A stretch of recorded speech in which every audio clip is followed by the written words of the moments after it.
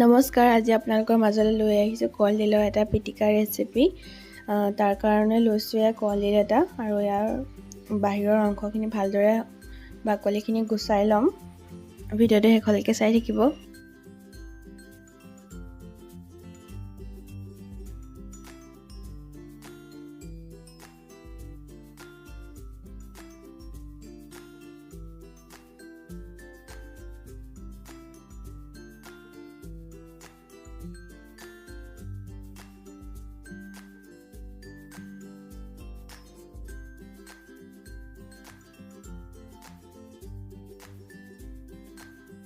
এতিয়া বাকলিখিনি গুচাই ল'লোঁ। এতিয়া কুকাৰটোত কলডিলখিনি অকণমান সৰু সৰুকৈ পিচ কৰি আৰু আলু দুটা দি দিছোঁ, বইল কৰি ল'ম।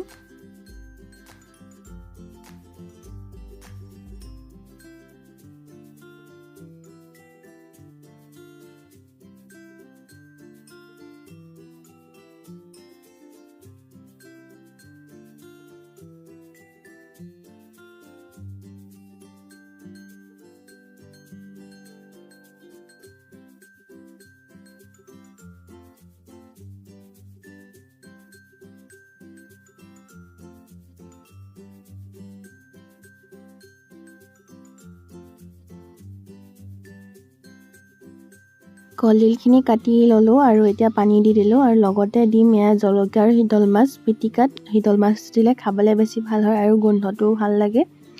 সেইকাৰণে এতিয়া মই ধুই লৈ দি দিম। কলডিলখিনিৰ লগতে একেলগতে বইল কৰি দিম। কুকাৰত দি 3টা চিটি মৰাই ল'লোঁ আৰু এয়া সিজিলে, আলু আৰু কলডিলখিনি সিজিলে। এতিয়া জলকীয়া আৰু শীতল মাছখিনি এনেকৈ ডাঙৰকৈ চৰিয়া এটা লৈ লৈছোঁ, তাত পিটিকিবলৈ ভাল হয় মানে। তাৰপৰা নিমখ দি দিম আৰু গ্লাছ এটাই ভালদৰে জলকীয়াখিনি মিহি কৰি ল'ম।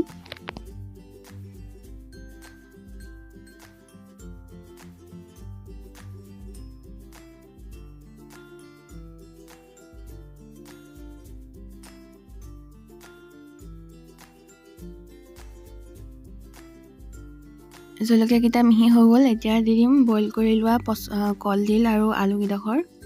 সেইকেইডোখৰো ভালদৰে গিলাচে ভাঙি ল'ম, মিহি কৰি দিম।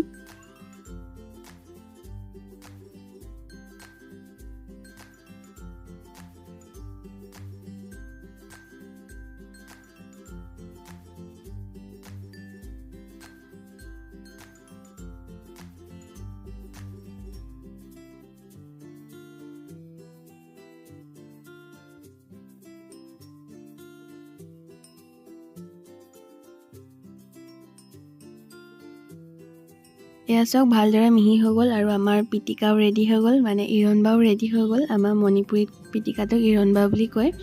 সেয়া হৈ গ'ল। যদি ভিডিঅ'টো চাই ভাল পালে লাইক, কমেণ্ট, শ্বেয়াৰ, ছাবস্ক্ৰাইব কৰিবলৈ নাপাহৰিব। আকৌ আহিম অন্য এটা নতুন ভিডিঅ'লৈ। আজিলৈ বাই বাই।